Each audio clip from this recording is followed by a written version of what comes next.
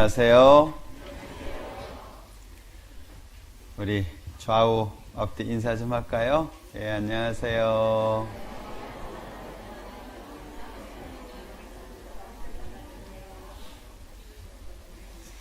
예, 날씨가 제법 쌀쌀해졌습니다. 건강 조심하시고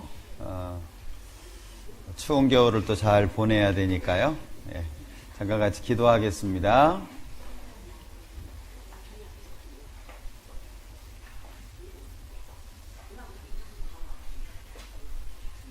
우리를 사랑하시는 자비로우신 주님, 참으로 감사합니다. 하나님의 크신 사랑으로 십자가가 세워지고 또 예수님의 죽음과 또 예수님의 고난, 부활을 통해서 우리의 죄가 영원히 용서되고 천국의 소망을 얻게 하신 것 참으로 감사합니다. 이 땅의 짧은 생에 하나님을 만난 것이 축복이고 또 하나님을 위해서 살 수 있는 기회를 얻은 것이 축복임을 압니다. 구원받은 우리 형제 자매님들 한 사람 한 사람 기억하셔서 하나님의 뜻에 순종하게 하시고 하나님의 말씀 앞에 자신의 뜻을 굴복하고 하나님의 영광을 위해서 살아갈 수 있는 귀한 생애가 될 수 있도록 도와주시기를 원합니다. 아직도 우리의 육신은 연약하고 우리는 아직도 세상의 기준대로 행하는 경우가 많이 있습니다. 그때마다 하나님이 함께 하셔서 하나님의 뜻을 알려주시고 또 영원하고 신령한 삶을 사는 것이 얼마나 소중한지 우리의 마음속에 다시금 일깨워 주시기를 원합니다. 세상 헛된 것 가운데 마음 뺏기지 않게 하시고 하나님의 크신 사랑과 은혜 가운데 늘 마음을 두며 살아갈 수 있도록 도와주시기를 원합니다.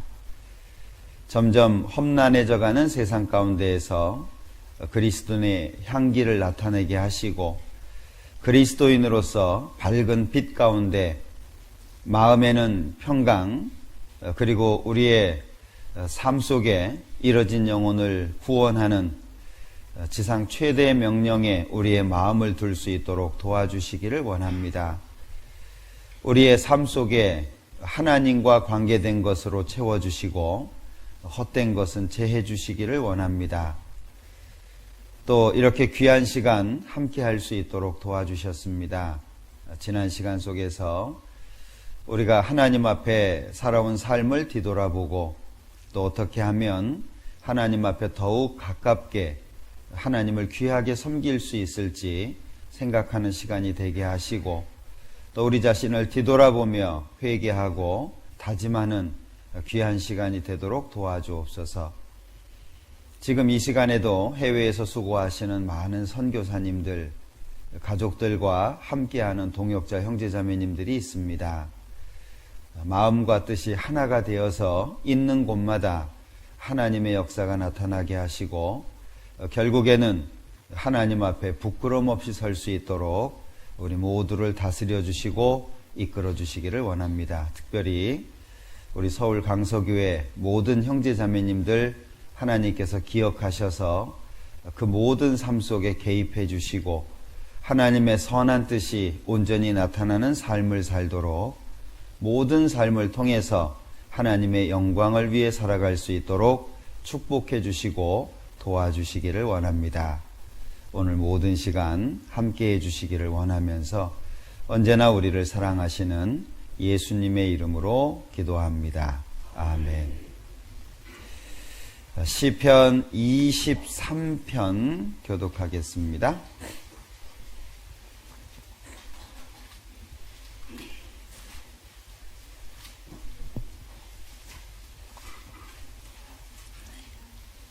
시편 23편 제가 한 절 읽고 형제자매님들 한 절 읽고 번갈아 교독하겠습니다. 시편 23편 여호와는 나의 목자시니 내가 부족함이 없으리로다.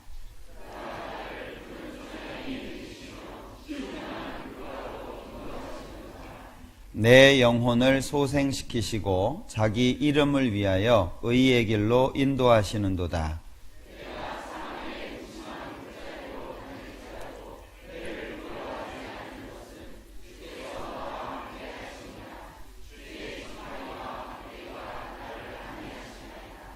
주께서 내 원수의 목전에서 내게 상을 베푸시고 기름으로 내 머리에 바르셨으니 내 잔이 넘치나이다.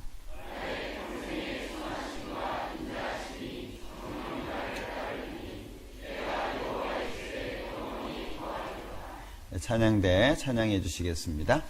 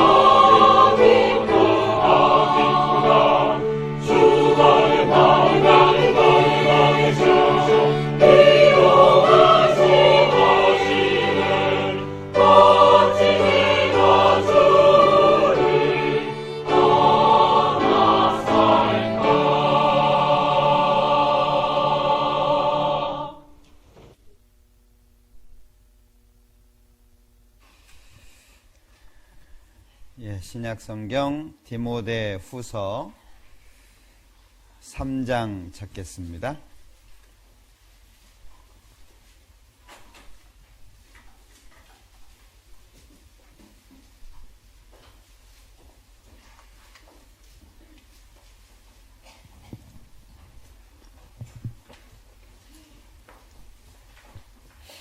디모데후서 3장 15절부터 봅니다. 또 내가 어려서부터 성경을 알았나니 성경은 능히 너로 하여금 그리스도 예수 안에 있는 믿음으로 말미암아 구원에 이르는 지혜가 있게 하느니라.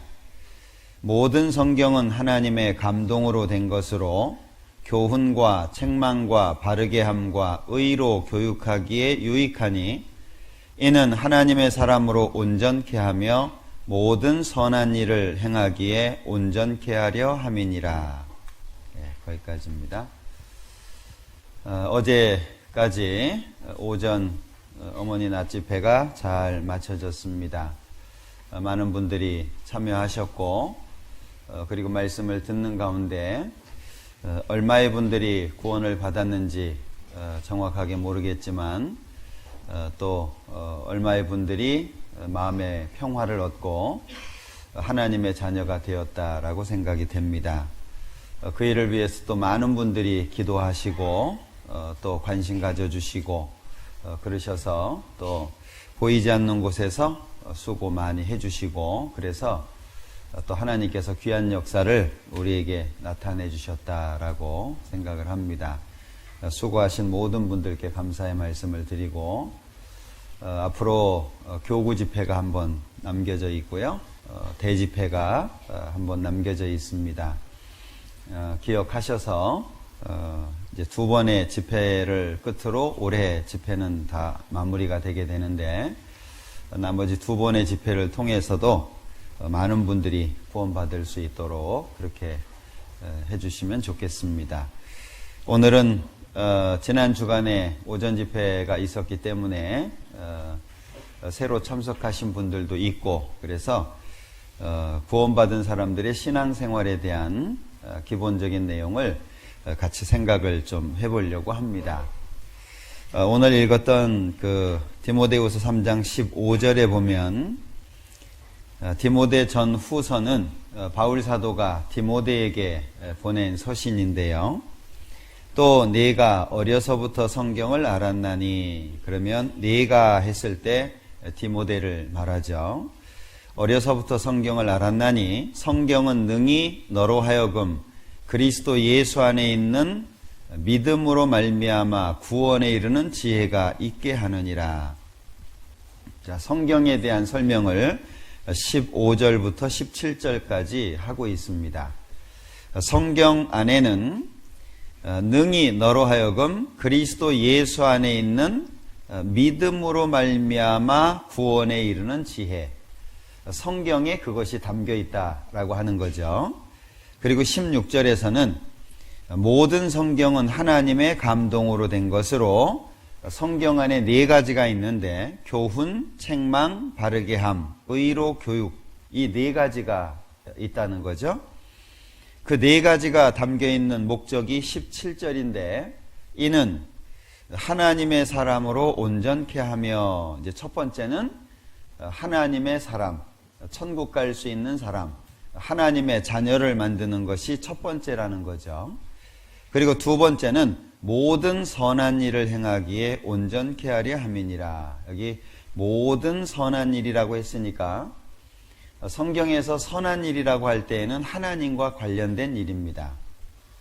그러나 하나님과 관련된 선한 일을 행하기 위해서는 행할 수 있는 선한 육신적인 도덕적인 삶 속에 선한 모습이 함께 따라가야 됩니다. 성경에서 말씀하시는 선한 일은 주 예수를 믿으라 그리하면 너와 네 집이 구원을 얻으리라. 성경을 보실 때 외적인 것에 마음을 두는 것보다 가장 중요한 것에 마음을 두는 것이 신앙생활을 잘할 수 있는 이유입니다. 우리가 세상에 있는 지식을 다 배울 수는 없죠. 내가 필요한 지식을 가지고 있으면 되는데 세상에 있는 지식을 다 안다고 해서 그 사람이 잘 사는 것은 아니거든요. 중요한 것은 삶의 목적을 정확하게 알고 자기한테 직접적으로 필요한 부분을 명확하게 하는 것이 아주 중요합니다. 우리 신앙생활이라고 하는 것이 그런데 성경에 있는 많은 내용을 중요한 순으로 이렇게 쭉 줄여가다 보면 결국에는 예수님 그리고 십자가 그리고 이뤄진 영혼을 구원하시는 하나님의 역사, 이렇게 줄일 수 있습니다. 그럼 결국에 하나님께서 한 사람을 구원하시는 목적이 뭐냐? 그 사람을 불쌍히 생각하고 그 사람을 사랑해서 구원하시는 부분도 있지만 그 사람을 통해서 또 다른 사람, 하나님은 모든 사람이 구원을 받으며 진리를 아는 데 이르기를 원하신다. 이런 말씀처럼 모든 사람이 구원받기를 원하신다는 거죠. 그런데 문제는 이 전도라고 하는 것이 모든 사람이 구원받게 하는 것이 결코 쉽지 않습니다. 그러기 위해서는 우리의 물질도 필요하고, 그러기 위해서는 우리의 시간도 필요하고, 우리의 노력도 필요하고, 인내심도 필요하고, 한 사람을 인도해가지고 말씀을 듣게 하고 구원받게 하는 데에는 굉장히 많은 수고와 노력이 필요합니다. 그것을 하려면 할 수 있는 기본적인 마음의 중심이 필요하다는 거죠. 우리가 정체성이라고 보통 이야기를 하는데 마태복음 16장에 보면 예수님이 제자들에게 묻잖아요. 너희는 나를 누구라 하느냐? 아주 중요한 질문이죠. 우리도 그 예수님의 질문에 대해서 답을 해야 될 거예요. 너희는 나를 누구라 생각하느냐? 예수님을 도덕 선생으로 생각하는지, 아니면 예수님을 재판관이나 물건 나누는 자로 생각하는지, 아니면 예수님은 어려운 사람들을 찾아다니면서 병 고쳐주고 물질적인 축복을 해주시는 분인지, 자, 우리가 예수님에 대해서 구체적으로 어떤 분이냐, 내가 예수님을 어떤 분으로 생각하는지에 대해서 답을 해야 될 겁니다. 예, 주는 그리스도시요 살아계신 하나님의 아들이십니다. 베드로의 고백이죠. 우리도 이 예수님에 대해서 과연 예수님은 나에게 어떤 분인지 고백할 수 있어야 될 겁니다. 그래야 신앙생활을 제대로 할 수 있어요. 이 운동에 관심이 있는 사람은 운동에 이렇게 마음이 가잖아요. 저는 낚시를 가르쳐 준다고 해도 그 낚시는 취미를 못 느끼겠더라고요. 예전에 구원받기 전부터. 그래서 낚시에는 별로 관심이 없는데 어떤 분들은 이 금요일날 저녁에 짐 싸가지고 주일날 돌아오시는 분이 있더라고요. 어떤 분은 등산을 또 너무 좋아해가지고요. 예전에 직장 다닐 때 어떤 분은 이 주말만 되면 장비를 싸가지고 가요. 근데 이분은 그냥 산을 가는 게 아니라 암벽을 타요. 결혼하신 분인데. 그리고 이제 일요일날 밤 늦지막히 이제 옵니다. 왜 그렇게 할까? 아마 그거 싫은데 돈 주고 그렇게 하라 그러면 그거 굉장히 어려울 거예요. 그죠? 그러니까 사람은 어떤 목적이 마음속에 생기게 되면 그 목적을 향해서 달려가는 그런 마음이 있는 것 같아요. 그러면 나는 예수님의 십자가를 통해서 구원을 받았는데 내 남은 생에는 어떻게 살 거냐?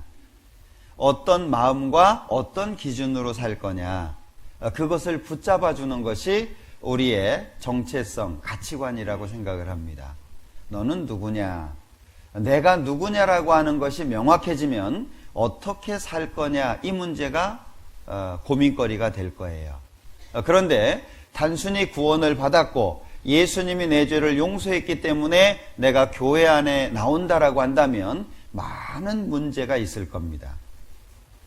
이 교회 안에는 다양한 사람들이 존재하기 때문에 성격도 다르고 생활 습관도 다르고 살아가는 방식도 다르고 어떤 문제를 해결해 나아가는 기준도 다 다릅니다. 그 많은 사람들이 모여가지고 교회를 이루게 되는데 그러면 그 안에서 어려움이 없을 수 있겠냐? 어려움이 많을 거예요. 사람 사이에도 부딪히고 경제적인 이유로도 부딪히고 또는 세상에서 나가서 힘이 빠져가지고 어려워질 수도 있고 많은 어려움 속에 우리가 살게 될 텐데 그 어려움을 어떻게 이겨낼 거냐. 간단하게 예를 들면 내가 10년 뒤에 집을 한 채 사겠다. 각오한 사람은 현재 어려워도 참고 먹을 거 입을 거 줄여가면서 10년 뒤를 생각할 거 아니에요. 그런데 10년 뒤에 집 한 채 사야 되겠다. 이 사람이 현재 그 아끼고 줄이는 삶을 괴로워하진 않을 거예요. 이해되시죠? 10년 뒤에는 집 사야지. 그것 때문에 현재를 견딜 수 있다는 거죠. 우리는 과연 어떤 목적을 가지고 신앙의 삶을 살고 있냐. 오늘 그런 부분도 좀 생각해 보면 좋을 것 같습니다. 자, 집회 연장이라서 말씀을 좀 많이 찾을 것 같아서 몇 가지를 좀 찾아나 봤는데요. 자, 우리를 구원하신 목적이 뭐냐라고 하는 거죠.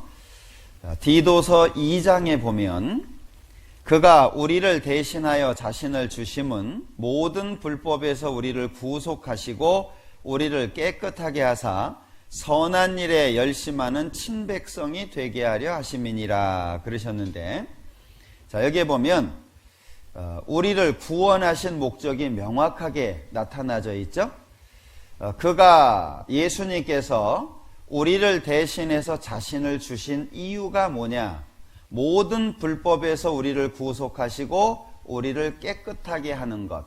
결국에 첫 번째는 우리의 죄를 용서하고 하나님의 자녀를 만드는 것이 첫 번째 목적이죠. 죄 가운데에서 완전한 해방입니다. 그리고 두 번째는 선한 일에 열심하는 친백성이 되게 하는 거죠. 여기에서 선한 일이라고 하는 것은 사람들이 생각하는 선과는 차원이 다릅니다. 남을 도와주고 어려운 사람 붙잡아주고 또는 양식을 지원해주고 이런 걸 말하는 것이 아니고요. 그것보다 훨씬 차원이 높은 걸 말합니다. 자, 한 사람이 있는데 한 달 먹을 쌀을 갖다 주는 게 좋을까? 아니면 그 사람이 자신의 삶을 살아갈 수 있는 기술을 전해주는 게 좋을까? 이런 부분입니다. 하나님께서는 지옥 가는 영혼을 건지는 것이 가장 큰 일인데 그 일을 위해서 우리를 구원하셨다. 결국에 구원하신 목적 속에는 두 가지가 있습니다. 고린도전서 10장에는 하나님의 선한 일을 열심히 하는 친백성이 되기 위해서는 뭐가 필요할까? 우리의 가치관의 변화가 필요하다는 거예요. 자, 구원을 받기 전에는 누구를 위해서 살았냐면 자기 자신을 위해서 살게 되죠. 나를 위해서, 우리 가족을 위해서. 그러니까 구원받기 전에 열심히 일하는 목적은 나 자신을 위해서, 우리 가족을 위해서. 그죠? 그런데 구원을 받고 나면 여기에 그런즉 너희가 먹든지 마시든지 무엇을 하든지, 그러니까 삶 전체를 말하는 거죠. 우리가 살아가는 24시간 전체를 말씀하고 있는데 다 하나님의 영광을 위하여 하라. 목적이 바뀐 거예요. 방향이 달라진 겁니다. 예를 들면 광주로 내려가던 사람이 일이 생겨가지고 방향을 바꿔서 서울로 가는 것처럼 가는 방향이 완전히 달라진 거예요. 결국에 나 자신을 위해서 살았던 사람이 하나님의 영광을 위해서 사는 것으로 목적, 가치관이 바뀌어야 될 것을 말씀하고 있는 겁니다. 그러려면 여기 하나님의 영광을 위해서 살려면 유대인에게나, 이 유대인은 선민이라고 하죠. 선택된 민족입니다. 헬라인에게나, 헬라인은 이 당시 문명이 헬라 문명이니까 이방인을 대표하는 말입니다. 그리고 하나님의 교회에나, 하나님이 볼 때 세 종류의 사람들이 있죠. 하나는 이스라엘 사람들, 하나는 이방인들, 하나는 유대인이나 이방인이나 구원을 받아서 교회 안에 들어오는 사람들, 구원받은 사람들, 이렇게 세 종류의 사람들이 있는데 누구한테든지 거치는 자가 되지 말라는 거예요. 어떤 사람한테도 거치는 자가 되지 마라라고 하는 겁니다. 그러니까 거치는 자, 요즘에 젊은 분들은 잘 모르실 것 같아요. 저 어렸을 때 이렇게 학교를 다니면 거의 이제 뚝방길 뭐 이런 길로 가는데 풀들이 많아요. 그래서 리어커라든지 이런 게 가는 길만 흙길이고 그 옆으로는 풀이 많았어요. 그래서 이제 가다가 보면은요, 누가 이렇게 양쪽에 풀을 이렇게 묶어놔요. 이렇게. 그러면 급하게 막 가다가 못 볼 때는 걸려서 자빠져요. 그런 경험 있으시죠? 연세 드신 분들은 있을 것 같아. 그래서 열받아가지고 2개, 3개를 다시 묶어놔요. 그럼 길을 다닐 때 조심해서 다녀야 돼요. 예? 그게 이제 거치는 거죠. 남을 넘어지게 하고 문제가 되게 하고 어렵게 하는 것들. 그러니까 누구한테든지 거치는 자가 되지 마라 이런 말이죠. 그런가 하면 33절에 나와 같이 모든 일에 모든 사람을 기쁘게 하여, 여기 모든 일에 모든 사람을 기쁘게, 그러면 여기는 나는 없는 거예요. 그죠? 나라고 하는 존재는 없어요. 나를 위해서가 빠져 있어요. 그래서 뒤에 나의 유익을 구치 아니하고 많은 사람의 유익을 구하라. 이것이 이타주의라고 합니다. 그러니까 구원을 받은 사람은 삶의 방향이 자기 자신에게 맞춰져 있는 것이 아니라 구원받지 않은 다른 사람들에게 맞춰져 있다는 거죠.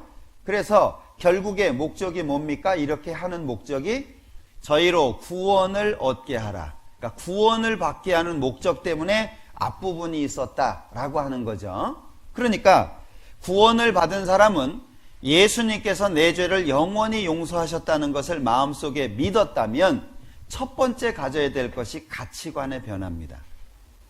생각이 바뀌어야 돼요. 구원받기 전에 생각을 가지고 구원받은 사람의 삶을 살면 힘들어집니다. 엉켜버리는 거죠. 그래서 포도주를 옛날에 발효를 시킬 때에는요, 담아둘 때에는 이제 짐승을 잡아요. 그러면 참 기술적으로 잡는 것 같아요. 이 가죽을 다치지 않고 속에 걸 딱 빼내는 거예요. 그리고 이제 술을 담아가지고 이렇게 묶는 거죠. 네 발을 묶는 거예요, 목이랑. 그러면 이게 이제 술통이 되는 겁니다.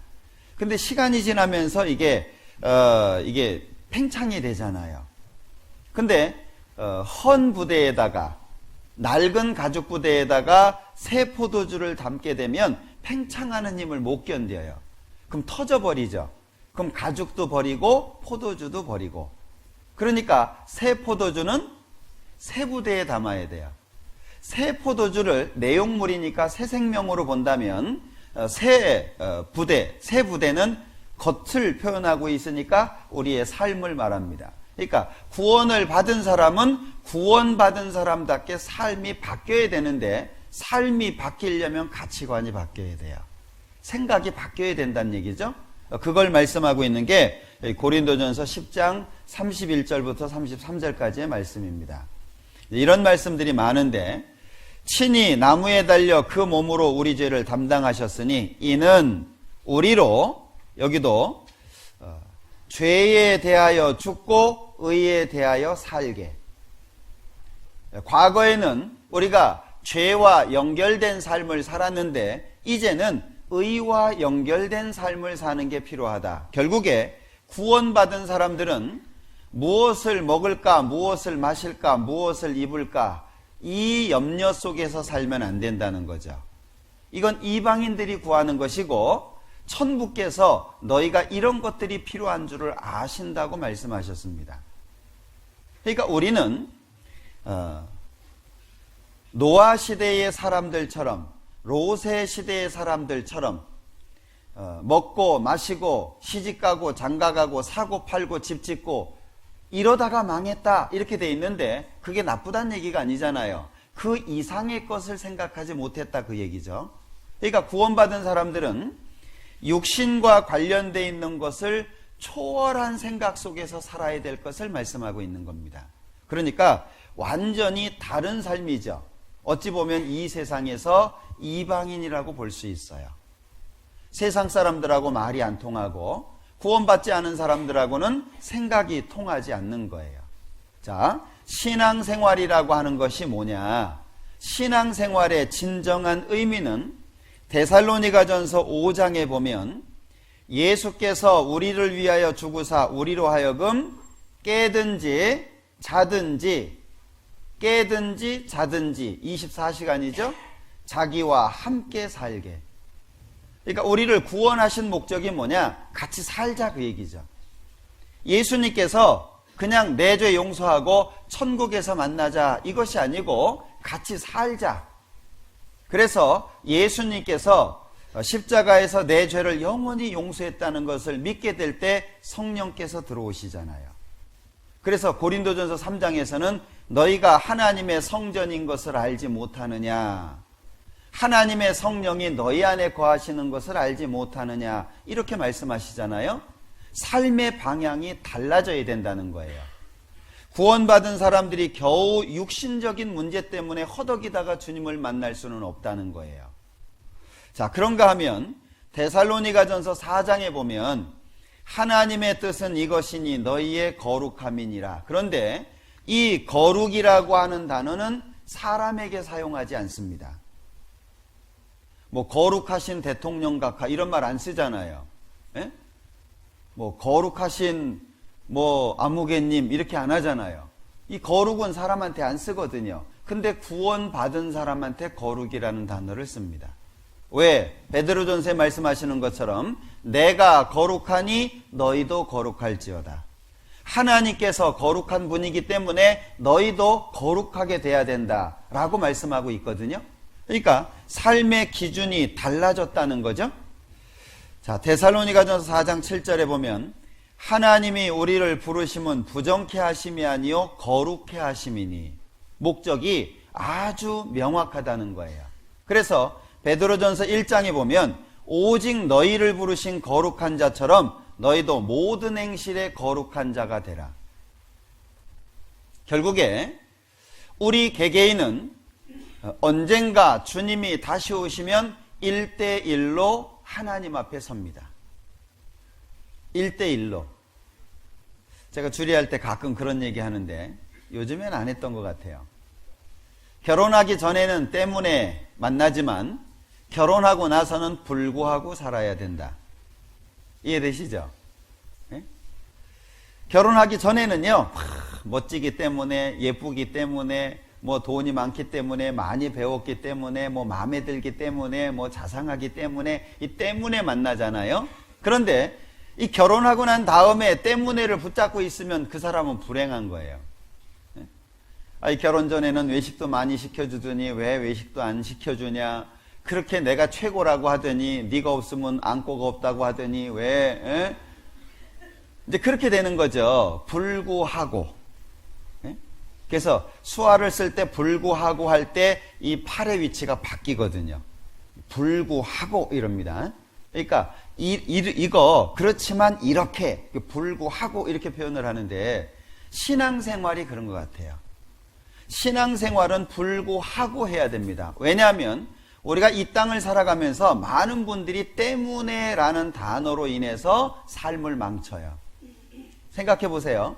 아내 때문에 지금 내가 이 모습입니까? 어떻게 생각하세요? 어떤 사람 때문에 지금 내가 이렇게 살고 있다고 생각하세요? 어떻게 생각이 되셔요? 어떤 사람이 사기당했어요. 사기꾼 때문에 자기가 지금 이렇게 망한 삶을 사는 거예요? 선택을 누가 했대요? 자기가 한 거예요. 모든 문제는 자기로 인해서 시작되는 겁니다. 그래야 문제가 풀려요. 사람과 사람 사이에서도요. 이 부부, 화목되지 않는 부부 이렇게 만나보면은요, 둘이 하는 얘기가 다 맞아요. 따로 만나면 이 사람이 하는 얘기가 맞아요. 남편을 만나보면 아내는 죽일 사람이고, 아내를 만나보면 이 남편은 이 벼락 맞을 사람이고, 막 따로따로 만나면요, 다 맞아요. 근데 둘이 있으면 안 맞아. 그거 왜 그래요? 자기 입장만 얘기하는 거예요. 자기 입장만 얘기하는 것이 아이입니다. 응? 아이들 어때요? 상황하고 상관없죠? 주변에 사람들이 있거나 말거나 그냥 떼를 쓰고 자기 요구할 걸 하고 안 그러면 벌렁 뒤집어져 가지고 막 바둥바둥거리고 아이들이 그러잖아요. 근데 어른은 어때요? 마음속에 있어도 상황이나 눈치를 보고 조심하잖아요. 아이들이 그런 거, 아이들이. 만약에 지금 이 시간에 누구 때문에, 무엇 때문에 내가 지금 이런 모습이라고 생각을 하면 방향을 바꿔서 자기 속을 보셔야 돼요. 그러면 문제가 해결이 되기가 쉬워요. 근데 그렇게 안 되면 해결이 안 돼요. 자, 이 불화가 되고 있는 두 부부, 대화의 시작이 뭘까요? 대화의 시작이.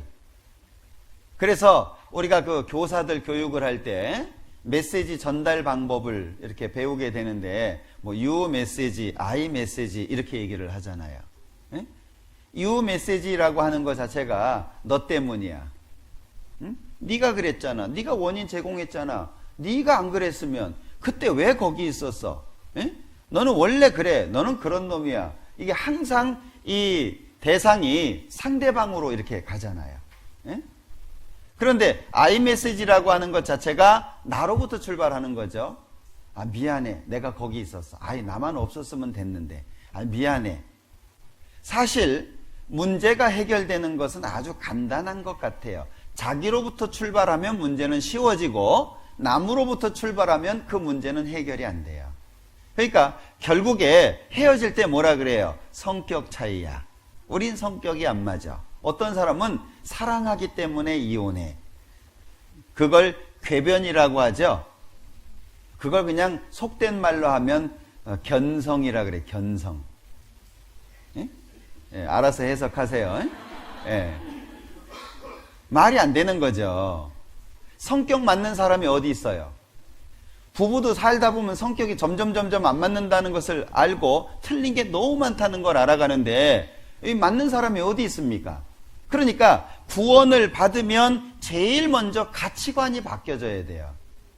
이 남을 원망하는 사람은 원망 속에서 죽거든요.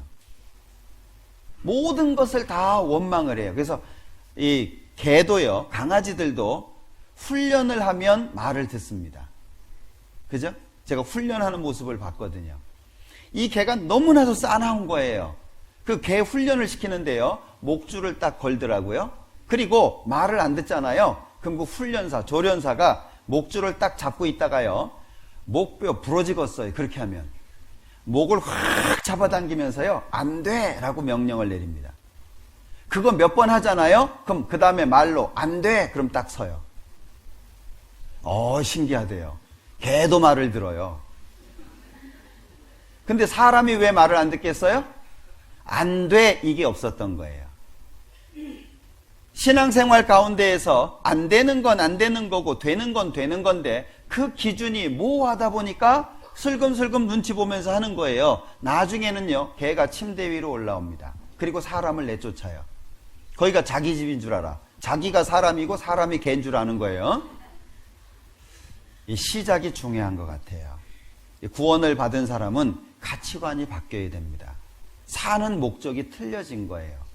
이 땅에서 우리가 뭐 얼만큼 잘 되고 우리가 이 땅에서 뭘 얼만큼 누리고 그게 목적이 아니잖아요. 그러니까 너희도 모든 행실에 거룩한 자가 되라.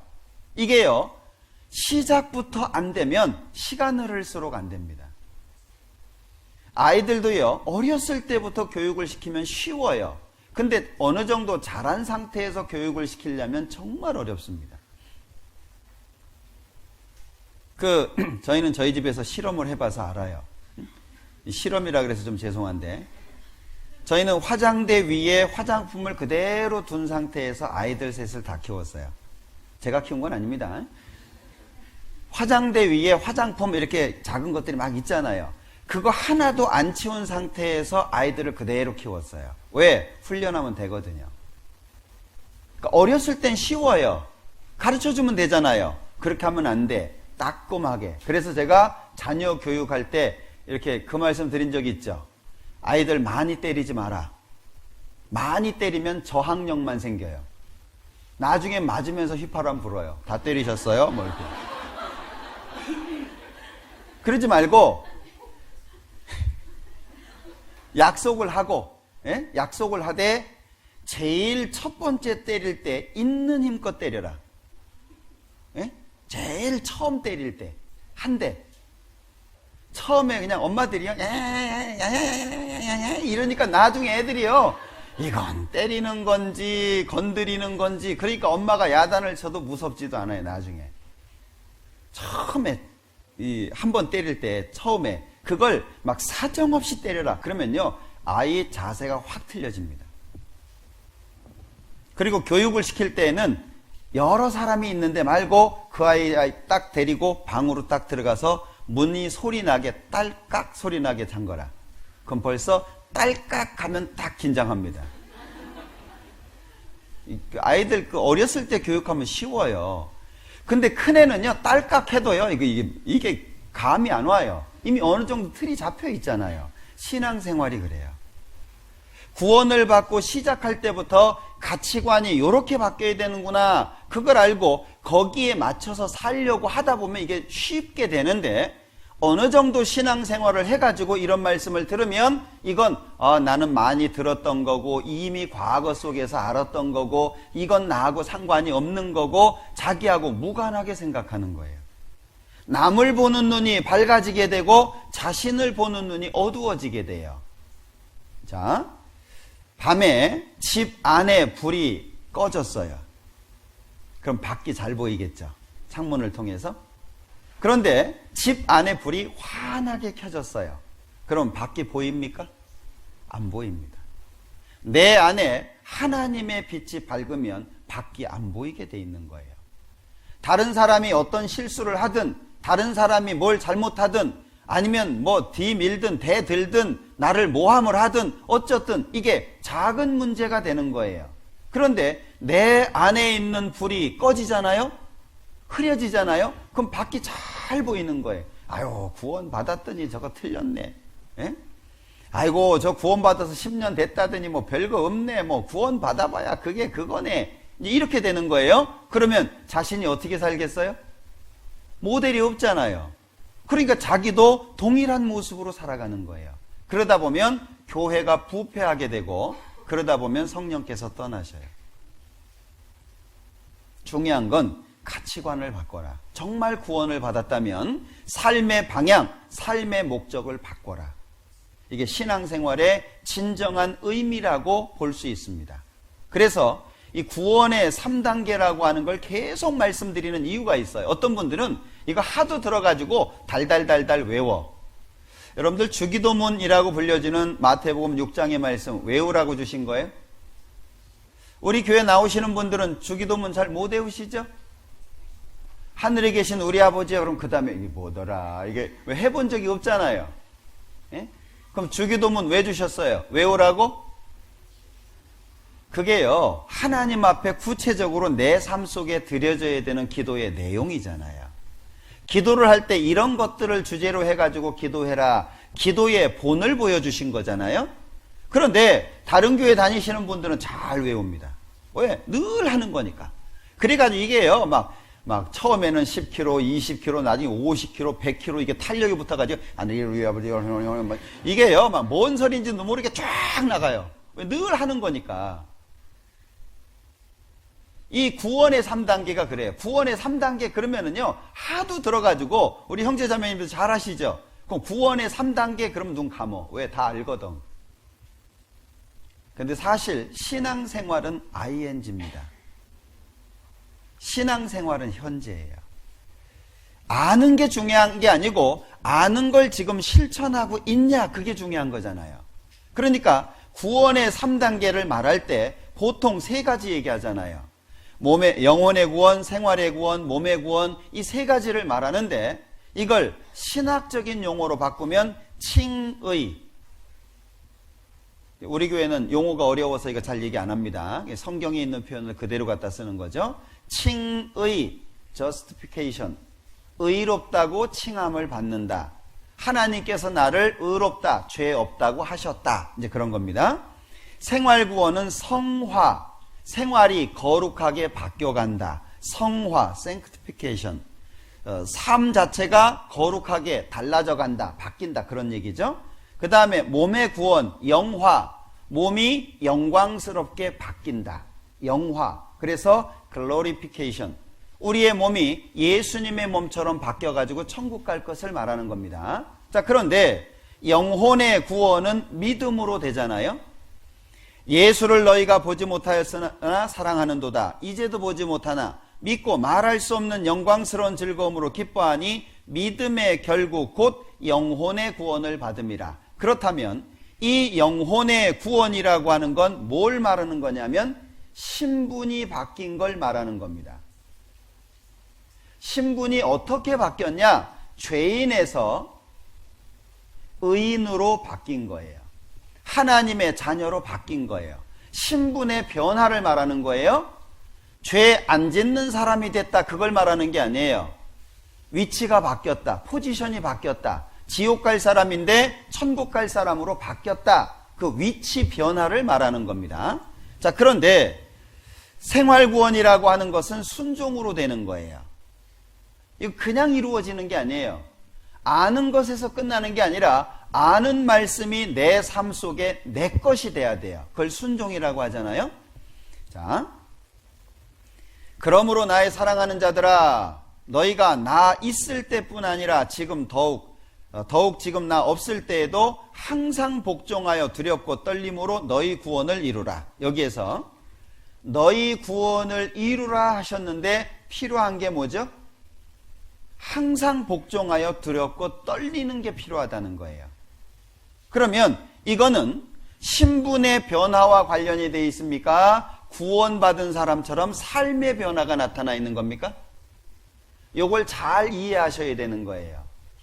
그러니까 믿음의 결국 영혼의 구원을 받는다는 것은 위치 변경을 말하는 거예요.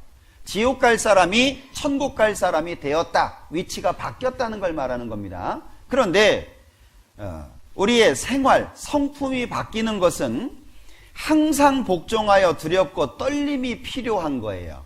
구원받은 사람답게 살 수 있도록 바뀌어가는 거죠. 삶의 변화와 연결이 되어 있는 겁니다. 그런가 하면 베드로전서 2장에는 갓난아이들 같이 순전하고 신령한 젖을 사모하라. 이는 이로 말미암아 너희로 구원에 이르도록 자라게 하려 함이니라. 구원에 이르도록 자라게, 그래서 필요한 게 뭐죠? 젖입니다. 이게 말씀이잖아요.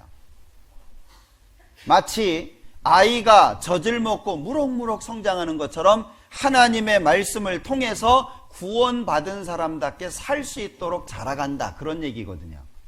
그러니까 결국에 생활의 구원이라고 하는 것은 순종함으로 주어지는 거예요. 그런데 몸의 구원이라고 하는 건 우리가 하는 게 아니에요. 주께서 호령과 천사장의 소리와 하나님의 나팔로 친히 하늘로 쫓아 강림하시리니 그리스도 안에서 죽은 자들이 먼저 일어나고 그 후에 우리 살아남은 자도 저희와 함께 구름 속으로 끌어올려 공중에서 주를 영접하게 하시리니 그리하여 우리가 항상 주와 함께 있으리라. 여기 항상 주와 함께 있으리라. 이 사건이 일어나고 나면 계속 주님과 같이 있는 거예요. 자, 그러니까 여기 강림하시는 것이 먼저 있죠? 시기를 말하는 겁니다. 예수님이 공중에 재림하실 거예요. 그러면 그리스도 안에서 죽은 자들이 먼저 일어나요. 순서죠? 그 후에 우리 살아남은 자도, 구원받고 살아있는 사람들이 함께 변화돼 가지고 예수님을 만나러 가는 겁니다. 그 다음부터는 계속 같이 있는다, 그 얘기예요. 이거는 우리가 하는 게 아니에요. 하나님께서 하시는 거예요. 오직 우리의 시민권은 하늘에 있는지라 거기로서 구원하는 자 곧 주 예수 그리스도를 기다리노니 그가 만물을 자기에게 복종케 하실 수 있는 자의 역사로 우리의 낮은 몸을 자기 영광의 몸의 형체와 같이 변케 하시리라. 시민권이죠? 소속입니다. 어디 소속이냐, 그 얘기예요.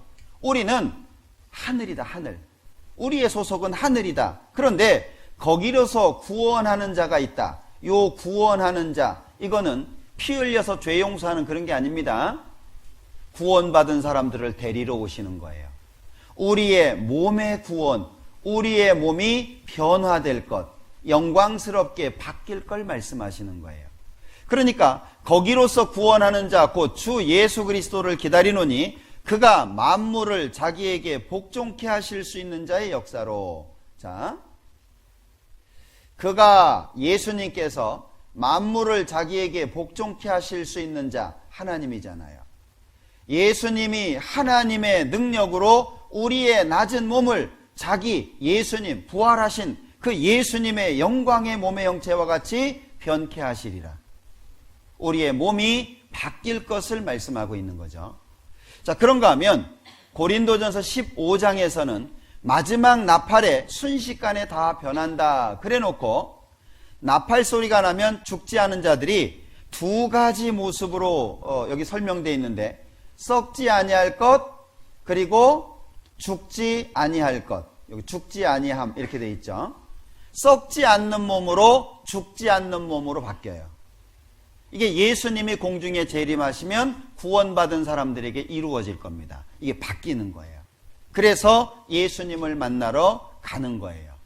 자, 그러면 지금 우리가 영혼의 구원을 받은 것이 틀림없다면 몸의 구원은 하나님이 하시는 거니까. 찬송가에도 있잖아요. 하나님의 나팔소리 천지 진동할 때 예수 영광 중에 구름 타시고 천사들을 세계만공 모든 곳에 보내어 구원 얻은 성도들을 모으리. 그거 하나님이 하시는 거예요. 어디 있든. 두 사람이 잠을 자고 있다. 두 사람이 매를 갈고 있다. 두 사람이 누워 있다. 뭐 매를 간다는 건 아침하는 거죠. 밭에 있다라고 하는 건 일하는 거죠. 누워 있다는 건 잠자는 거예요. 지구가 둥그니까 시간대가 달라요. 어느 나라에 있든 어느 곳에 있든 하나님께서 데려가신다 그 얘기죠. 그러니까 몸의 구원은 우리가 신경 쓸 거 없어요. 그러면 우리가 신경 써야 되는 것이 뭐냐? 생활의 구원이에요. 어떻게 살 거냐? 짐승은 죽어서 가죽을 남기고 사람은 죽어서 이름을 남긴다고 합니다. 이름. 이름이라고 하는 게 그 사람을 대변하는 거잖아요. 그죠? 아무개 그러면 그 사람의 얼굴, 그 사람의 체형이 아니라 그 사람의 삶을 말하는 거잖아요. 누구 그러면은요 그 사람의 삶이 대변되는 거예요. 그러면 이름을 남긴다는 게 뭐겠습니까? 그 사람의 삶이거든요. 삶. 어떤 삶을 살았냐. 적어도 자녀들에게 인정받는 삶을 살아야 되진 않을까요? 적어도. 예? 아, 우리 부모님은 역시 훌륭해. 우리 엄마, 적어도 70점은 넘어. 70점은 우습게 생각하지 마세요. 요즘에 50점 안 되는 엄마들 많습니다. 그러니까 자식들에게는 인정받는 삶을 살아야 되지 않겠냐. 자, 생활의 구원을 위해서는 4가지가 필요하다고 보통 얘기를 합니다. 자, 자동차의 4바퀴다 이런 식으로도 얘기를 하는데 첫 번째는 말씀은 가까이 하는 겁니다. 말씀은 어떻게 해요? 가까이 해야 됩니다. 자, 이게 신앙생활의 근본입니다. 그리고 기도는 생활화해야 됩니다. 기도는 습관이 돼야 돼요. 기도라고 하는 것이 익숙해져야 되는 겁니다. 자, 기도를 안 하고 말씀만 본다. 어떻게 될까요? 교만해지겠죠. 말씀은 안 보는데 기도만 한다. 그럼 어떻게 될까요? 이상해질 거예요. 신비주의자 뭐 이렇게 될 겁니다. 그러니까 이 4가지가 균형을 잘 잡아야 돼요. 자, 바퀴 2개 가지고 갈 수 있어요? 바퀴 3개 가지고 갈 수 있습니까? 예, 바퀴는 4바퀴가 다 있어야 됩니다. 어느 하나가 부각되면 안 돼요. 이게 균형이 잘 잡혀야 됩니다. 그러니까 말씀은 가까이 하는 거예요. 그럼 말씀을 가까이 한다는 건 무슨 얘기입니까? 말씀을 누구한테 주기 위해서 가까이 하는 거예요? 자기 자신한테. 그러니까 우리는 사람이 떡으로만 살 것이 아니요 하나님의 입에서 나오는 모든 말씀, 그러니까 말씀이 아주 중요합니다. 자, 그런데 2번째가 기도예요. 자, 말씀은 신앙생활의 근본이라고 말씀을 드렸습니다. 기도는 신앙생활의 능력입니다. 능력 있는 신앙생활을 하려면 기도가 반드시 필요하다는 거예요. 근데 사실 기도가 쉽지 않거든요.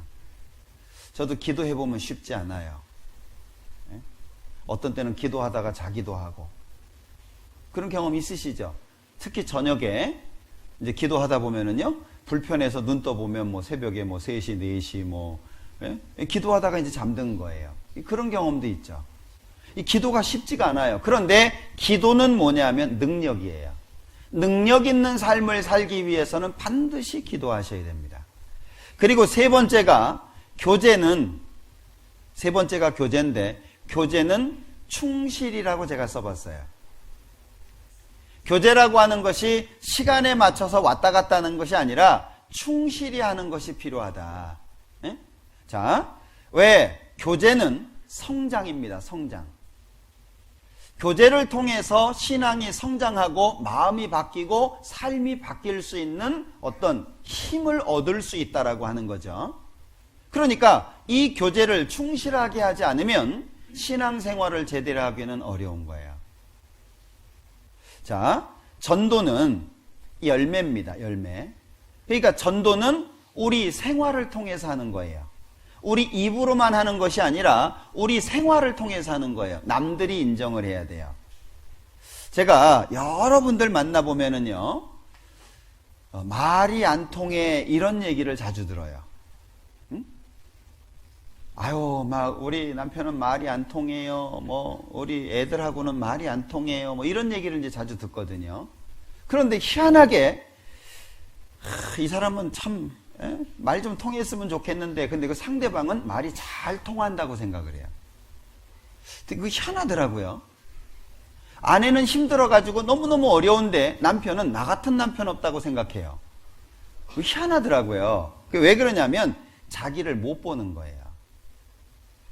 그러니까 자기를 보는 눈이 밝아질 때 삶이 바꿔질 수 있고 상대방에 대한 배려가 생길 수 있는 거잖아요. 근데 자기를 보는 눈이 어두워지잖아요. 그 자기 과신이라 그러죠. 나는 괜찮은 거야. 저 사람이 문제죠. 나는 아무 문제 없는데 이 사람이 문제인 거예요. 그러면 결국에는 하나님 앞에 쓰임받을 수 있는 사람이 되지 못해요. 그러니까 요 생활의 구원의 4가지는 전부 어디로 연결이 돼 있냐면 자기에게로 연결이 돼 있어야 돼요. 전도 왜 해요? 하라고 하니까? 전도 왜 해요? 막 어려워 죽겠는데 교회에서는 맨날 하라고 1년에 한 명도 못 하냐고. 그럴 바에는 차라리 죽는 게 낫지. 그냥 뭐하러 살고 있냐고 막 이러니까 이 짐이 돼버리니까 짐이. 이 전도가 짐입니까? 전도를 제대로 하려면은요, 예수님이 나를 구원해 주신 그 구원에 대한 감사가 커야 돼요. 내가 받은 구원이 커져야 다른 사람도 구원할 수 있습니다. 내가 받은 구원이 적어지면은요, 구원받은 사람이 옆에 구원받지 않은 사람이 있는데도 불쌍한 생각이 안 든다. 그러면 중환자실에 들어가야 돼요. 그 문제가 있는 거잖아요. 아니, 자식이 구원을 못 받고 옆에 가족이 구원을 못 받고 직장 동료들이 친구들이 함께하는 맨날 웃으면서 만나는 그들이 구원을 못 받고 있는데 그냥 아무런 생각도 없고 그냥 그렇다면 과연 그게 정상일까? 네? 아유, 요즘에 마지막 시대야. 싫어해. 구원 못 받아요? 이번에도 구원 받으신 분이 있는데? 그리고 이번에도 자기 발로 찾아오신 분이 있어요. 자기 발로. 우리가 못 찾아서 그렇지 있어요. 그러니까 내가 받은 구원이 커야 상대방도 전도할 수 있거든요. 이게 안 되면은요, 짐이 돼버리는 거예요. 전도하기 힘들어서 신앙생활 못하겠다. 그리고 시간은 지나가는데 전도가 안 되면 창피한 생각이 드니까 아이고 내가 어떻게 얼굴 들고 교회 가겠나. 이게요, 4가지가요 전부 내 속에서부터 시작되는 겁니다. 하나님의 말씀이 나를 기쁘게 해야 돼요. 하나님의 말씀을 가지고 누구한테 써먹으려고 하는 게 아니라 나를 기쁘게 해야 돼요. 기도를 통해서 내가 능력을 얻어야 되고 교제를 통해서 내가 성장해야 되고 전도, 즉 예수님의 그 구원의 은혜가 내 속에서 흘러넘쳐야 돼요. 그러면 이건 짐이 아니라 당연한 결과죠. 그러면 나도 모르는 변화된 삶을 살게 됩니다. 자, 오늘은 4가지를 다 말씀드릴 수는 없고 3번째를 말씀을 드릴 건데 교제에 대한 말씀을 좀 드려보려고 합니다. 나머지 한 가지 주제는 아마 기회가 되는 대로 같이 좀 생각할 수 있을 것 같아요. 자, 이 교제라고 하는 것을 제대로 이해하려면 교회가 무엇이냐라고 하는 걸 좀 생각하셔야 되고, 교회가 뭐냐라고 하는 것을 알려면 성전의 역사를 좀 이해하셔야 돼요. 자, 하박국 2장을 한번 보죠.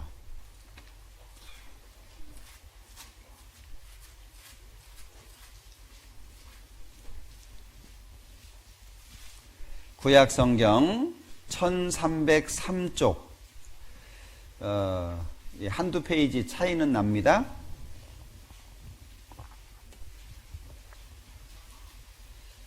구약 1303쪽 하박국 2장 20절 같이 읽어보죠.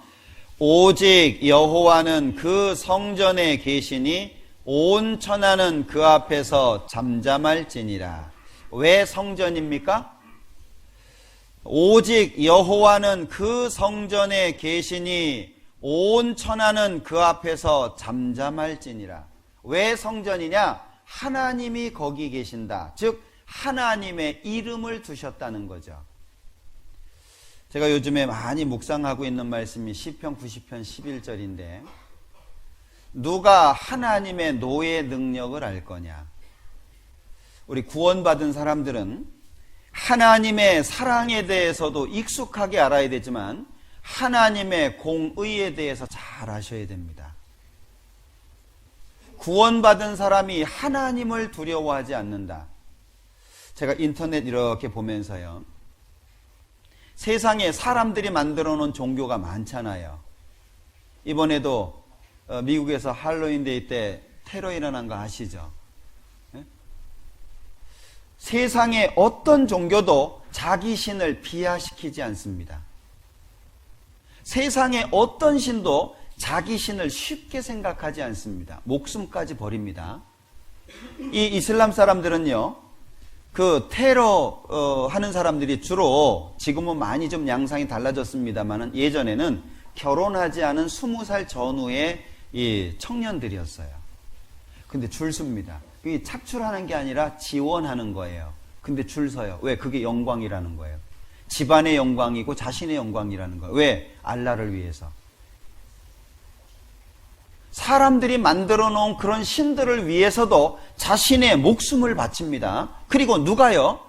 이 자기 신을 모욕하잖아요. 가만 안 놔둡니다. 예전에 제가 인도 선교를 한동안 할 때 파키스탄에서요, 사람들이 이 국경을 넘어와 가지고요, 인도에서 외국인 한 목사를 죽였어요. 왜냐하면 자기 용사를 침례줬다고. 인도 같은 경우에는 강에서 침례 못합니다.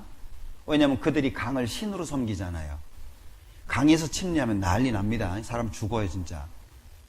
그러니까 이 자기들 신, 강물을 신이라고 생각한다는 게 우리 입장에서는 말도 안 되잖아요. 근데요, 강에서 침례지면 죽습니다. 그러니까 우리 인도에 있는 교회들은요, 우리 정화조통이 있죠, 큰 거. 그거 위에 잘라가지고요, 교회당 앞에다가 놓고 물 받아서 거기서 들어가서 해요. 강에서 침례 못 줍니다. 그러니까 사람들이 만들어 놓은 신인데 그 신을 위해서 그렇게 하잖아요. 근데 기독교는 하나님이 얼마나 쉬워지는지, 하나님이 얼마나 가벼워지는지, 그러니까 내가 잘못한 거는 뭐 알아서 다 이해해 주시고 내가 어려울 때는 즉각 달려와서 도와주시고 항상 내 기준에서 내 편이 되시는 분이라고 착각을 하고 살아요. 하나님의 공의에 대해서 이 하나님 믿는다라고 하는 사람들이 너무 몰라요.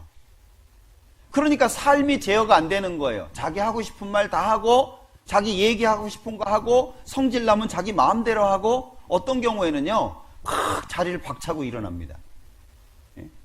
사떼질하고 막 형제 자매라는 호칭은 온데간데 없고 당신이 막 그따위로 막 주민등록증 까고 막 이게 뭐 UFC도 아니고 왜요? 무서운 하나님이 없는 거예요. 죄로 인해서 무서운 것, 두려운 것은 구원을 받아야 되는 겁니다. 그러나 하나님을 하나님으로 인정하는 것은 경외예요. 정말 하나님 앞에 두려워서 떨어보셨습니까? 정말 그 우주 만물을 창조하신 하나님 앞에서 마음이 긴장되고 심판대 앞에 선 것처럼 두려워 보셨습니까? 우리 구원받은 사람들은 그걸 배워야 돼요. 하나님이 무서운 분이라고 하는 걸 배워야 됩니다. 그래야 죄 가운데에서도 벗어날 수 있고 내 행동을 자제할 수 있어요. 내 행동을. 요즘에 동물들, 특히 이 큰 개, 좀 큰 개들, 이 목줄 안 걸어가지고 물리는 경우가 많잖아요. 그리고 이 개한테 물리면은요, 제대로 보상을 못 받는데요. 관리를 잘 못하는 거잖아요. 그런데요, 목에다가 줄을 매가지고 딱 박아놨어요. 그러면 가고 싶어도 못 가잖아요. 그죠? 그러면 그 개가 어느 정도 시간이 지나면 자기 반경을 이해합니다. 그 안에서 있는 거예요. 인정하는 거죠. 우리가 하나님이라고 하는 절대자, 우주 만물을 창조하시고 이 우주를 지금도 말 한 말씀으로 없앨 수 있는 그 하나님 앞에 과연 그분의 위대함을 우리가 마음속에서부터 인정하고 있을까? 과연. 그러니까 하나님도 자기 마음, 자기 기준으로 생각하는 거예요. 나한테 좋은 상황이 주어지면 하나님 감사해요. 나한테 안 좋은 상황이 주어지면 당신 나 버렸어? 네. 찬송 속에서 하나님을 당신이라고 부르는 건 기독교입니다. 어떤 종교도 자기 신을 당신이라고 부르지 않아요. 우리나라는요, 그 뭐 나라마다 표현법에 따라서 좀 다르긴 하지만 하나님이 점점 쉬워지는 거예요. 예수님은 내 친구, 좋은 친구. 그러니까 예수님이요, 막 너무 가벼워지는 거예요. 그러니까 삶이 제어가 안 돼요. 성전이 왜 성전입니까? 오직 여호와는 그 성전에 계시니 온 천하는 그 앞에서 어떻게 하래요? 잠잠하래요. 이 성전에 대한 개념을 이해해야 교회를 이해합니다.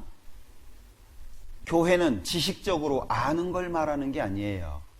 그 두려우신 하나님을 내 눈앞에 모시는 것, 그리고 그 두려우신 하나님 앞에서 나의 삶을 제어하면서 살아가는 것, 그것이 교회를 안다라고 말하는 거예요. 많은 분들은 지식적으로 교회에 대한 말씀을 아는 거, 그걸 가지고 교회를 안다고 얘기해요. 그것 가지고는 부족합니다. 실제 우주 만물을 창조하신 하나님을 앞에 두고 그걸 신전의식이라고 하잖아요. 코람데오라고 요즘에 청년들이 많이 말하는데, 집에 시부모님만 와도 삶에 제약이 되는데, 그러잖아요. 시부모님만 와 있어도 하고 싶은 것도 못하고 싸우고 싶은 것도 못하고 막 그러잖아요. 조심하잖아요. 그런데 시부모님보다 못하게 하나님을 섬기고는 있지 않는지. 그래서 우리가 기억해야 될 것이 있어요. 하나님이 나를 위해서 존재합니까? 내가 하나님을 위해서 존재합니까? 예? 오해하는 분들이 많더라고요. 하나님이 자기를 위해서 존재하는 줄 알아요. 우주 만물을 하나님을 위해서 창조한 겁니다. 하나님이 자신을 위해서 창조하신 거예요. 하나님 자신을 위해서 사람을 만드신 거예요. 거꾸로 생각하시면 안 됩니다. 나를 위해서 하나님이 계시고 나를 위해서 예수님이 계신 게 아니에요. 예수님을 위해서 내가 존재하는 거예요. 그러니까 주님이 요구하면 우리는 들어야 되는 거예요. 그게 당연한 거예요. 자, 성전의 역사를 간단하게 볼게요. 솔로몬이 지었는데 7년 걸렸습니다. 이것이 무너지고 그걸 재건한 게 스룹바벨인데 4년 정도 걸렸어요. 그리고 헤롯 왕 당시에 유대인들의 환심을 사기 위해서 찔끔찔끔 보수하고 증축하고 그게 46년 걸렸습니다. 그게 AD 70년 타이투스에 의해서 완전히 무너져버리고 지금은 성전이 없어요. 지구상에 성전이 없습니다. 그런데 고린도전서 3장에 보면 분명히 구약에는 건물이었거든요. 그런데 신약으로 넘어오면서 사람을 성전이라고 말씀하는데 그게 고린도전서 3장입니다. 처음 등장하는 게. 너희가 하나님의 성전인 것과 하나님의 성령이 너희 안에 거하시는 것을 알지 못하느뇨? 누구든지 하나님의 성전을 더럽히면 하나님이 그 사람을 멸하시리라. 하나님의 성전은 거룩하니 너희도 그러하니라. 고린도 교회는 코린시안이라고 하는 지역 이름입니다. 고린도 지금도 있습니다. 지금도 꽤 큰 항구 도시입니다. 그리스라고 하는 나라에 있는데 이 코린시안이라고 하는 말이 풍기문란입니다. 옛부터 항구 도시니까 이 상업이 발달하고 이 사람들이 아주 왕래가 많았던 그런 도시입니다. 그러니까 이 고린도는 죄가 많은 거예요.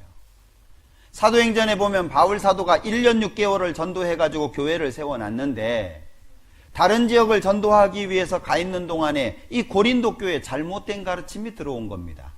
그래가지고 교회가 엉망이 돼버린 거예요. 바울 사도가 직접 갈 수는 없고 그래서 첫 번째 편지를 씁니다. 그게 고린도 전서예요. 이 고린도 전서에 보면요 5만 가지 죄가 다 나옵니다. 심지어 고린도 전서 5장에 보면 이방인도 안 짓는 죄를 구원받은 사람이 짓고 있는 거예요. 이방인도 안 짓는 죄를. 그러니까 세상 사람보다 더 악하게 사는 사람이 있는 거예요. 사람들한테 손가락질 받아가면서 욕먹어가면서. 네? 예전에 우리 지역에서 그런 일이 있었어요. 집회를 했습니다. 어떤 새로운 분을 어떤 분이 인도에서 들어왔어요. 근데 이분이 들어와가지고 어떤 한 사람을 딱 쳐다보자마자 뒤를 확 돌아가지고 나가버렸어요. 저런 인간이 다니는 교회는 내가 안 다닌다고. 네? 저런 사람이 있는 교회라고 한다면 난 여기 안 다니겠다고. 첫날 말씀도 안 듣고 가버렸습니다. 왜요? 교회 안에서는 막 형제, 자매 뭐 이러는데 나가면 엉망으로 사는 거예요. 그 세상에 나가서 보면은요 사람들한테 손가락질을 받고 있는 거예요. 집회라고 왔는데 그 사람이 있는 거예요. 그러니요 막 진짜 연병 걸릴까봐 도망가는 사람처럼 그 전염병 있잖아요. 예? 우리가 그렇게 살면 되겠습니까?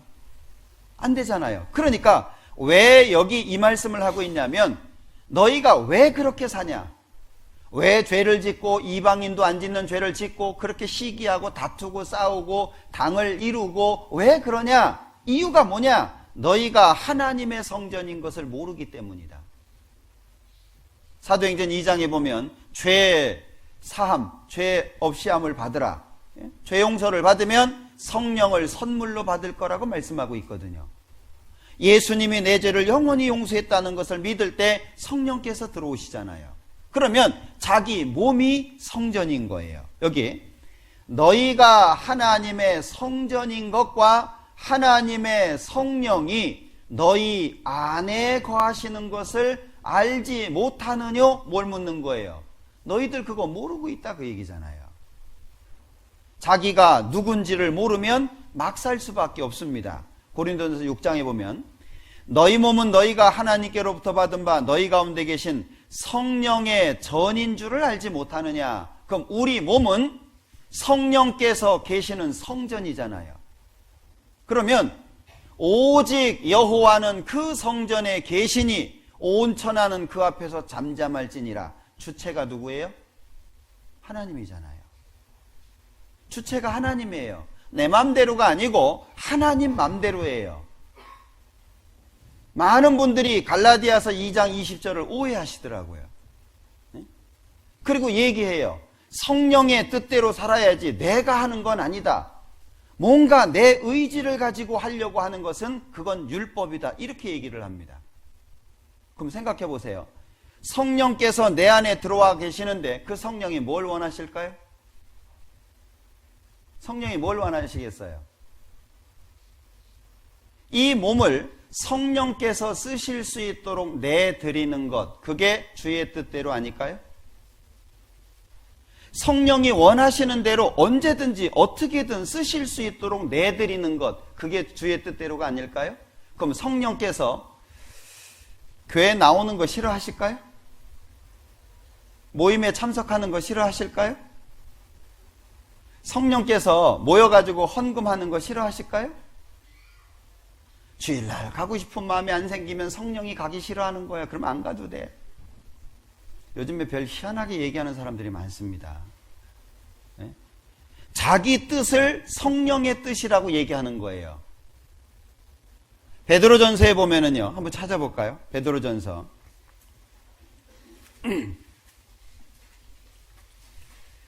자, 베드로전서 2장입니다. 19절 애매히 고난을 받아도 하나님을 생각함으로 슬픔을 참으면 이는 아름다우나 죄가 있어 매를 맞고 참으면 무슨 칭찬이 있으리요. 오직 선을 행함으로 고난을 받고 참으면 이는 하나님 앞에 아름다우니라. 이를 위하여 너희가 부르심을 입었으니 그리스도도 너희를 위하여 고난을 받으사 너희에게 본을 끼쳐 그 자취를 따라오게 하려 하셨느니라. 그러면 우리가 구원받은 이유는 예수님처럼 살으라는 얘기잖아요. 예수님이 걸어가신 그 길을 뒤따라가라는 얘기 아니에요? 그러면 성령께서 내 안에 계셔가지고 뭘 원하실까요? 생각해보면 답은 쉽죠? 육신적인 생각을 성령의 뜻이라고 바꾸시면 안 됩니다. 성령께서는 죽기까지 충성하라고, 죽도록 충성하라고 말씀하십니다. 조금 충성이 아니에요. 그러니까 값으로 산 것이 되었다. 피값이죠. 그런즉 너희 몸으로 하나님께 영광을 돌리라. 그럼 우리 몸은 하나님께 영광을 돌리는 도구죠. 요 몸을 도구로 쓰시는 분이 누구예요? 성령이시잖아요. 성령께서 나라고 하는 이 지체, 이 몸을 도구로 사용하셔서 하나님의 뜻을 이루시잖아요. 그러니까 무엇이든지 원하는 대로 쓰시도록 그냥 내드리는 거예요. 그냥. 예. 오해하시면 안 됩니다. 너희 몸은 너희가 하나님께로부터 받은 바 너희 가운데 계신 성령의 전인 줄을 알지 못하느냐? 너희는 너희의 것이 아니라. 너희는 너희의 것이 아니라. 그러니까 게으름은 죄가 되는 거예요. 그렇지 않습니까? 너희는 너희 것이 아니라. 그러니까 자기 욕구대로 사는 것이 죄가 되는 거예요. 그러잖아요?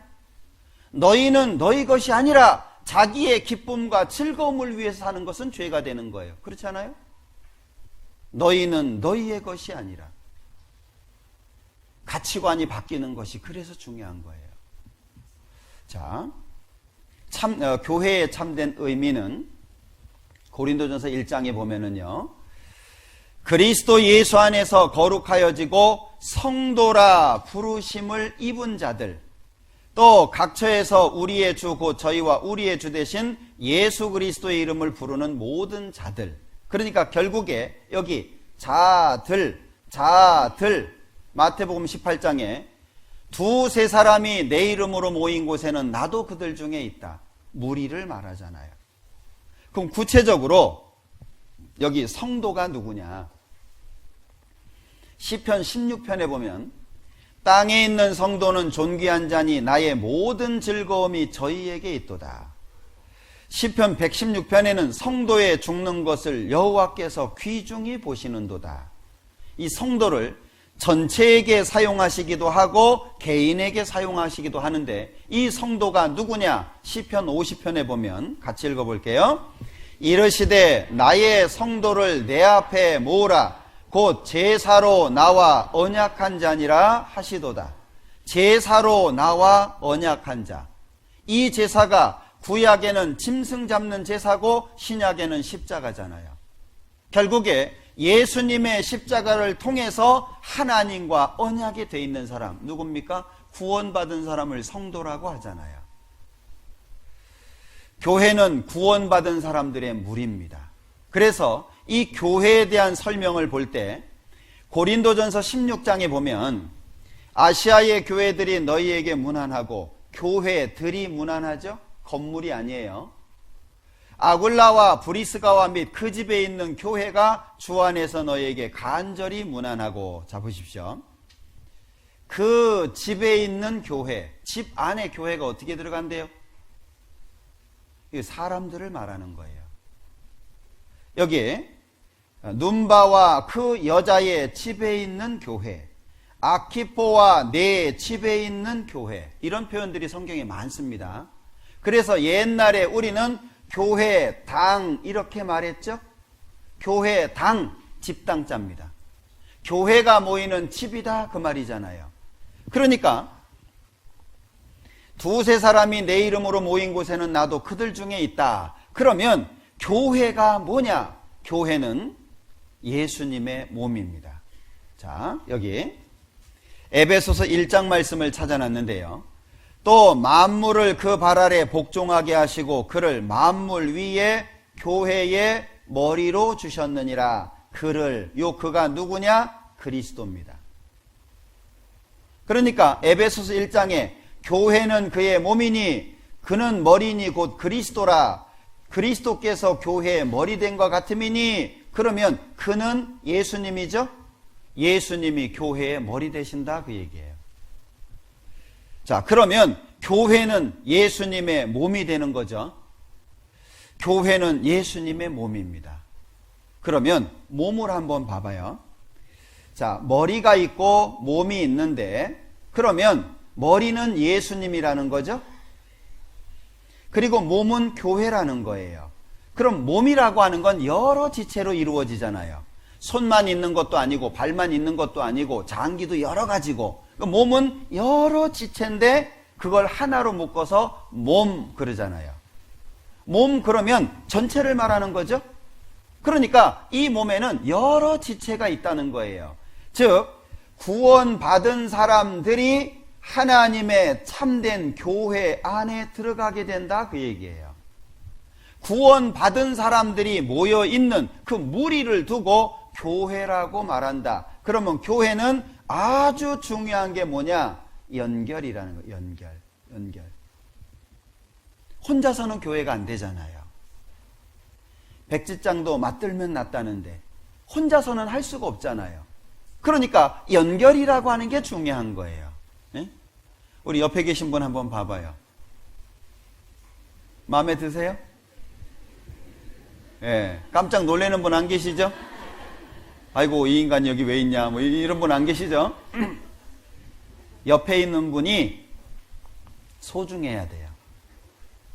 응? 우리가 신앙생활 하다가 티격태격 할 때도 있고, 뭐 마음에 드니 안 드니 그럴 때도 있고 그러지만 옆에 있는 사람이 없으면 교회가 안 돼요. 그러니까 교회는 나보다 옆이에요. 교회는 나보다 옆이에요. 나를 소중하게 생각하는 것보다 내 옆에 있는 사람을 더 소중하게 생각해야 돼요. 왜? 교회는 연결이거든요. 만약에 머리에서부터 이 뇌하수체 성장 호르몬이 내려가잖아요. 근데 만약에 중간에서 끊겨버리면은요, 성장이 안 되는 거예요. 그러니까 연결이라고 하는 것이 얼마나 중요하냐. 교회는 연결입니다. 자, 너희는 그리스도의 몸이요 지체의 각 부분이라. 몸에는 여러 지체가 있죠. 그에게서 온 몸이 각 마디를 통하여 도움을 입음으로 연락하고 상합하여 각 지체의 분량대로 역사하여 그 몸을 자라게 하며 사랑 안에서 스스로 세우느니라. 여기 그 몸을 자라게 하며, 그 앞에 뭐가 있죠? 연락, 상합, 그 다음에 통하여 도움을 입음으로. 혼자서 안 된다는 거예요. 아무리 똑똑해도 혼자서는 안 돼요. 아무리 능력이 많아도 혼자서는 안 돼요. 함께입니다. 함께. 자, 골로새서 2장에 보면 누구든지 일부러 겸손함과 천사 숭배함을 인하여 너희 상을 빼앗지 못하게 하라. 저가 그 본 것을 의지하여 그 육체의 마음을 쫓아 헛되이 과장하고 머리를 붙들지 아니하는지라. 항상 문제가 왜 생기냐? 머리를 붙들지 않으니까. 이 머리가 누굽니까? 예수님이잖아요. 항상 예수님이 앞장서야 됩니다. 그러니까 누구든지 일부러 겸손함, 목적을 가진 겸손이죠. 천사 숭배함, 어떤 사람은 또 천사를 숭배하는 사람들도 있어요. 너희 상을 빼앗지 못하게 하라. 자, 뭘 뺏기지 못하게 하라고요?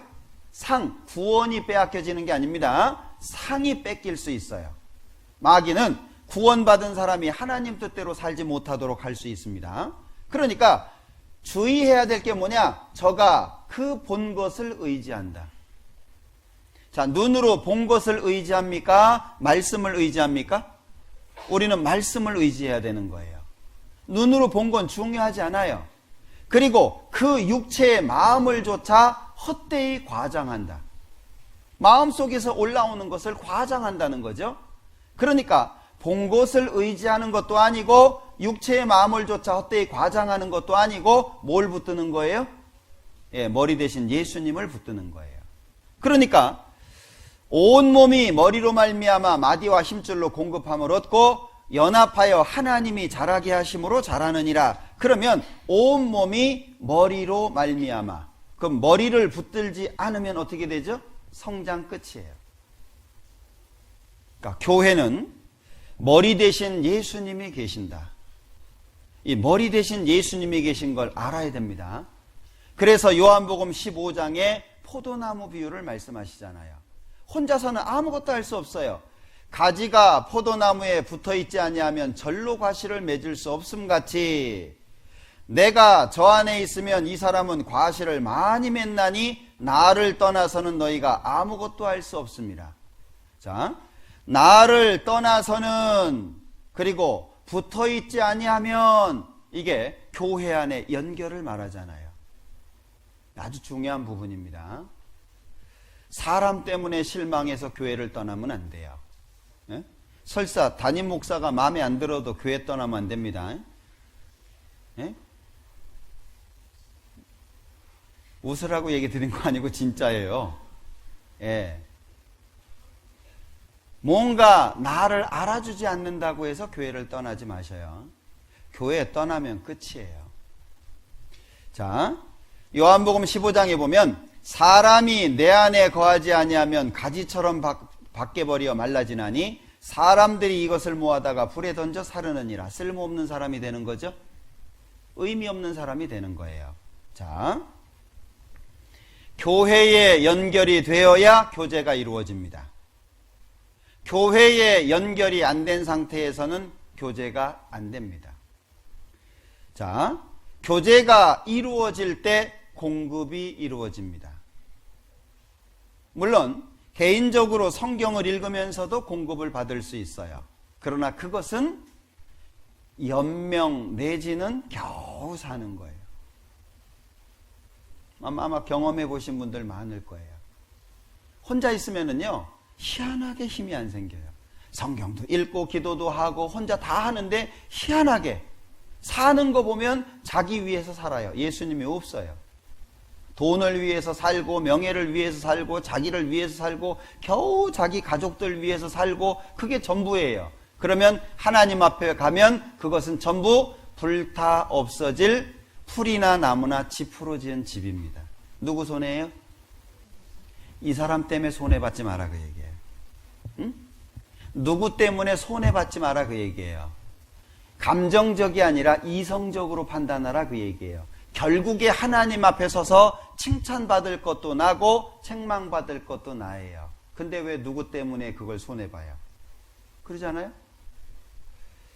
자, 공급이 이루어져야 성장이 이루어집니다. 그러니까 누구든 성장 가능성은 있습니다. 가능성은 누구나 있어요. 하나님은 이 돌을 들어서 아브라함 자손을 만드실 수 있는 분입니다. 누구든 쓰실 수 있습니다. 근데 문제는 이 과정 속에 충실해야 돼요. 이 과정 속에. 여러분들 사도들을 뽑잖아요. 네? 이 가룟 유다가 예수님을 팔고 그리고 가룟 유다 대신에 사도 한 사람을 충원해서 12를 다시 만들잖아요. 자, 사도행전 1장을 볼게요.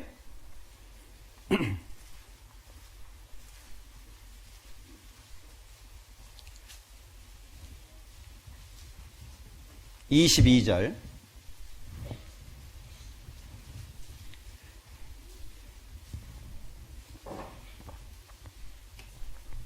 자, 21절부터 한번 볼까요? 이러므로 요한의 세례로부터 우리 가운데서 올리워 가신 날까지 주 예수께서 우리 가운데 출입하실 때에 항상 우리와 함께 다니던 사람 중에 하나를 세워 우리로 더불어 예수의 부활하심을 증거할 사람이 되게 하여야 하리라. 이게 우리 교회 일꾼 세우는 방법입니다. 항상 우리와 함께 다니던 사람 중에 하나를 세워. 그러니까 교회에 연결되어야 교제가 이루어지고 교제가 이루어져야 공급이 되고 공급이 이루어져야 성장이 되는데 성장해야 뭘 할 수 있잖아요? 그러니까 교회 안에서는 아웃사이더가 되면 안 돼요. 어떤 상황이 돼도 교회 안에서는 아웃사이더가 되면 안 됩니다. 그럼 개인이, 집안이 망하는 길이에요. 절대 아웃사이더가 되면 안 돼요. 세상 것을 포기하더라도 하나님의 것은 욕심내야 되지 않아요? 내가 주님을 위해서 살고 내 자식들은 어떻게 해요? 그 생각해 보십니까? 저는 물론 저희 집 아이들이 이제 성장해가지고 성인이 돼서 그런지 모르겠습니다만은 항상 무엇을 할 때 누가 잘못하든 가족에 치명적인 거 아시죠? 나 한 사람이 잘못하면 자녀들에게 문제가 되는 거예요. 아내에게도 문제가 되는 겁니다. 자녀 한 사람이 문제를 일으키면 그 한 사람으로 끝나지 않아요. 온 집안에 문제가 되는 겁니다. 그러면 내가 주님 앞에 신앙생활을 하는데 나뿐만이 아니라 내 자녀에게까지 연결되는 거 아니에요? 내 집안에까지? 이게 내가 잘못 살면은요, 온 집안이 망하는 겁니다. 절대 그런 선택은 하면 안 돼요. 여기 항상 우리와 함께 다니던 사람 중에 하나. 그럼 항상 함께 다녔다는 건 뭐죠? 항상 함께 다녔다는 것은 오직 주님이라고 하는 목적을 가지고 나머지는 다 빼버린 거예요. 응? 제가 이번에 집회를 하면서 영국의 역사학자 이야기를 잠깐 드렸거든요. 네? 그 버터필드라고 하는 그 사람의 얘기를 드렸는데 이 사람이요.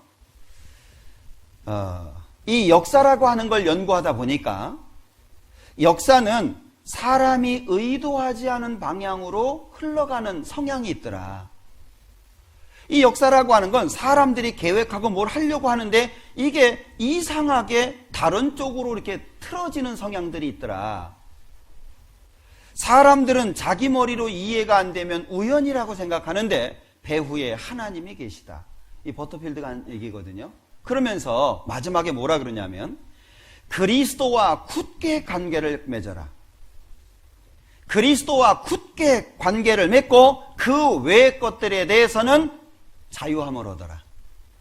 먹고 마시는 거, 무엇을 입는 거, 어떻게 사는 거 이런 건 자유함을 얻고 가장 중요한 게 뭐냐? 예수님과 관계를 굳게 맺는 거. 아버지가 예수님과 굳게 관계를 맺으면 그게 자녀한테까지 영향을 미칠 거고 그 자녀의 자식에게까지 영향을 미칠 거 아니겠습니까? 신앙은 유전될 수 있는 거거든요. 선택은 자기가 하지만 보여줄 수 있잖아요. 가장 가까운 선생님이 누구예요? 부모입니다. 부모가 짜증을 내면 자식이 짜증냅니다. 부모 따라가거든요. 나는 우리 엄마처럼 안 살아 그래 놓고도 엄마하고 똑같이 살잖아요. 보여주는 거예요. 그러니까 여기 항상 우리와 함께 다녔다 이거 뭐죠? 생사고락을 같이 했다는 얘기잖아요. 그 사람 가운데 사도를 세우는 거예요. 자, 열왕기하 3장도 한번 볼까요?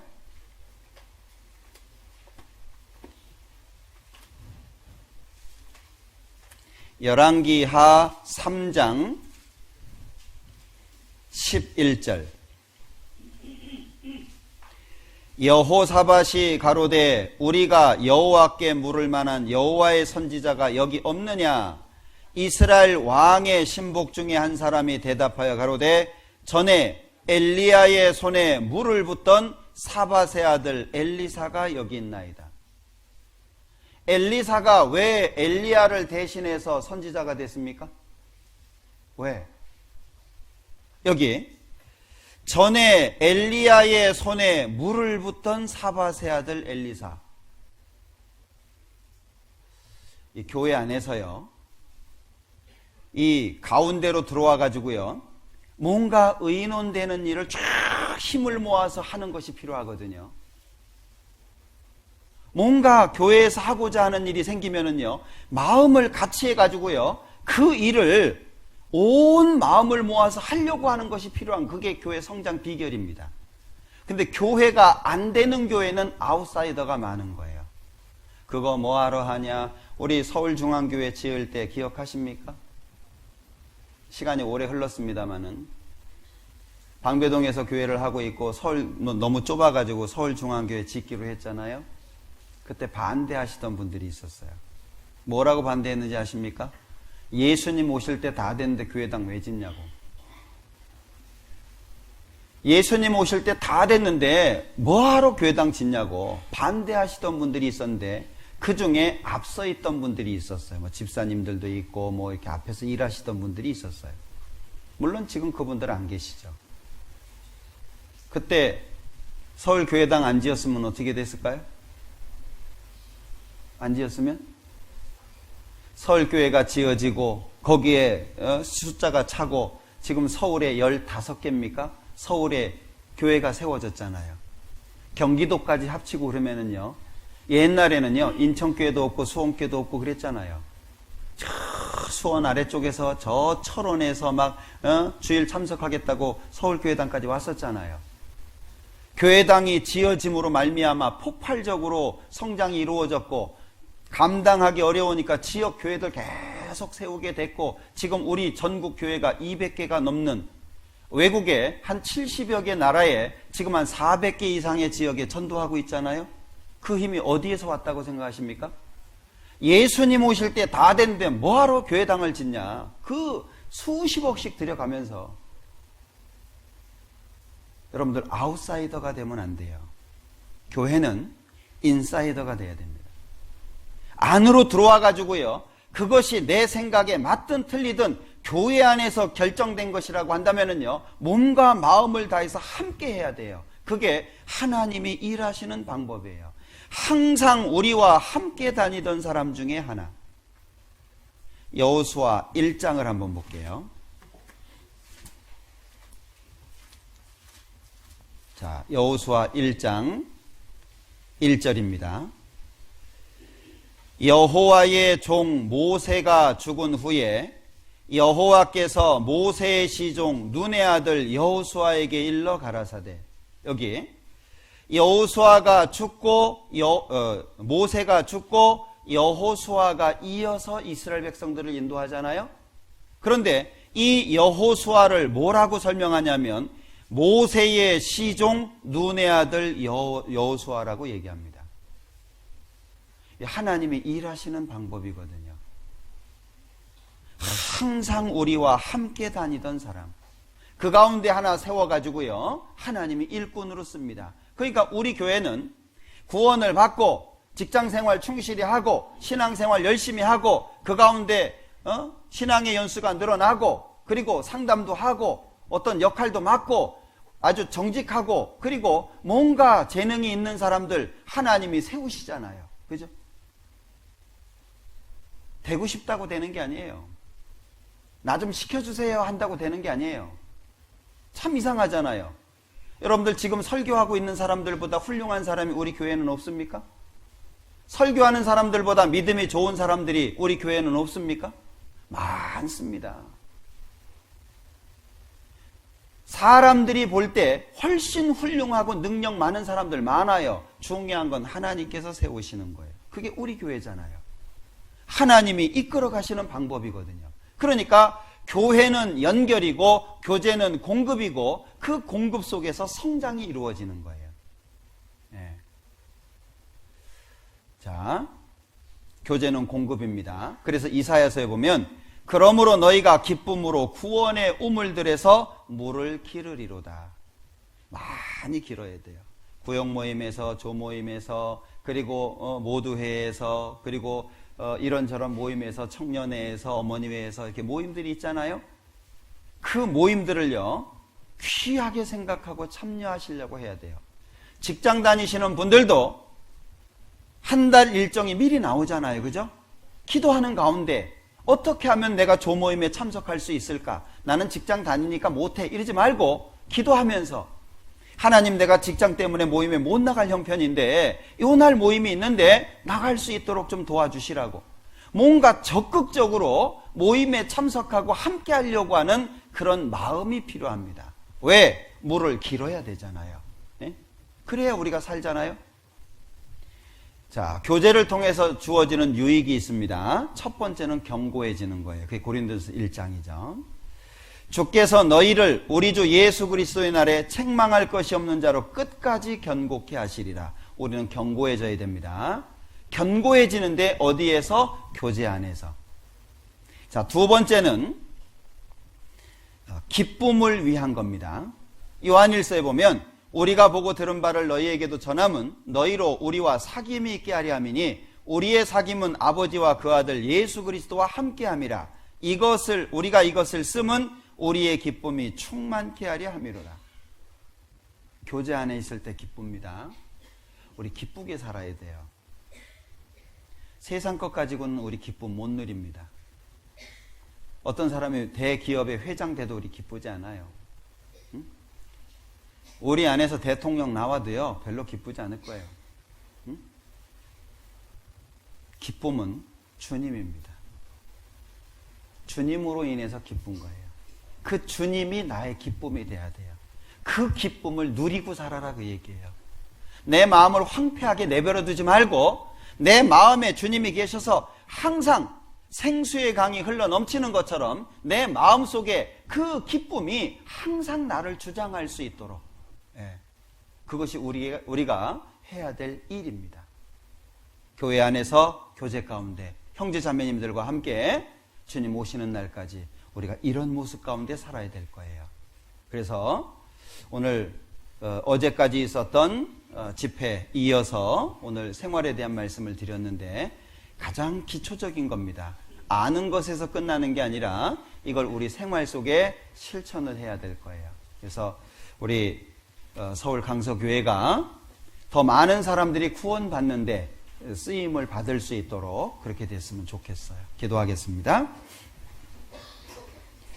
우리를 사랑하시는 자비로우신 주님 감사합니다. 말씀 주셔서 또 한 주간 귀한 집회를 마쳤습니다. 또 많은 분들이 말씀을 들으셨고 아직 구원받지 못한 분들도 계십니다. 다음에 또 말씀을 들을 수 있도록 도와주시고 말씀을 듣고 구원받으신 분들 교회 안에서 안착하고 또 교제 가운데에서 성장할 수 있도록 도와주시고 또 주변에 많은 잃어진 영혼들을 전도하기 위해서 우리가 말씀 가운데 더욱 성장할 수 있도록 도와주옵소서. 우리 서울 강서교회 기억해 주시고 서울 강서교회를 통해서 더 많은 사람들이 구원받을 수 있도록 사용해 주시고 우리 한 사람 한 사람 일일이 기억하셔서 붙잡아 주시고 사용해 주옵소서. 예수님의 이름으로 기도합니다. 아멘.